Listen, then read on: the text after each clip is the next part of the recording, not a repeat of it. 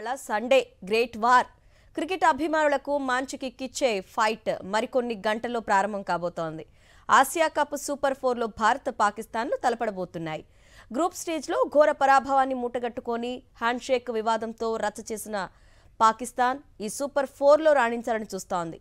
Group స్టేజ్లో సత్తా చాటిన సూర్యసేన దాయాదిపై మరోసారి ప్రతాపం చూపించాలని టీమిండియా అభిమానులు కోరుకుంటున్నారు. ఏషియా కప్ లో ఇండియా పాకిస్తాన్ మరోసారి తలపడేందుకు సిద్ధమవుతుంది. సూపర్ 4లో భాగంగా ఇవాళ దుబాయ్ వేదికగా ఈ రెండు టీముల మధ్య బిగ్ ఫైట్ జరగనుంది. టోర్నీలో తిరుగు లేకుండా ఆడుతున్న టీమిండియా ఈ మ్యాచ్ లో క్లియర్ ఫేవరెట్ గా బరిలోకి దిగనుంది. సూపర్ 4లో ఇరు జట్లకు ఇదే తొలి మ్యాచ్. ఈ మ్యాచ్ లో గెలిచిన టీం మిగిలిన రెండు మ్యాచ్ల్లోనూ ఒక మ్యాచ్ ను భారీ తేడాతో గెలిస్తే ఫైనల్ కు వెళ్లొచ్చు. బలహీనమైన పాకిస్తాన్ పై టీమిండియా మరోసారి ఆధిపత్యం చూపించాలని చూస్తుంటే ఈసారి ఎలాగైనా ఇండియాకు షాక్ ఇవ్వాలని పాకిస్తాన్ భావిస్తుంది. ఈ కీలక మ్యాచ్ కు ముందు టీమిండియాకు షాక్ తగిలింది. స్పిన్ ఆల్రౌండర్ అక్షర్ పటేల్ పాకిస్తాన్ తో జరగబోయే మ్యాచ్ కు దూరమయ్యే అవకాశాలు కనిపిస్తున్నాయి.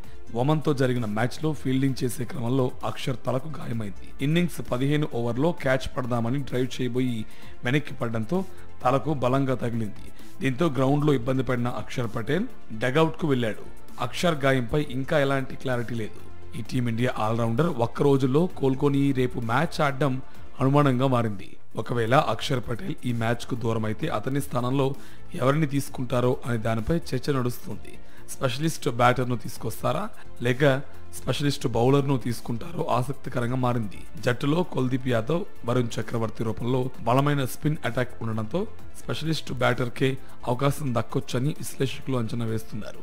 అదే జరిగితే మిడిల్ ఆర్డర్ లో జితేష్ శర్మకు ఛాన్స్ దక్కవచ్చని అంటున్నారు. ఒకవేళ హర్షిత్ రాణా జట్టులోనే ఉంచి హర్షదీప్ స్థానంలో బుమ్రా, అక్షర్ స్థానంలో వరుణ్ చక్రవర్తి బయటికి రావచ్చు. ఒమన్ తో జరిగిన మ్యాచ్ కు దూరంగా ఉన్న బుమ్రా, వరుణ్ చక్రవర్తి పాకిస్తాన్ తో మ్యాచ్ కు అందుబాటులో ఉండనున్నారు.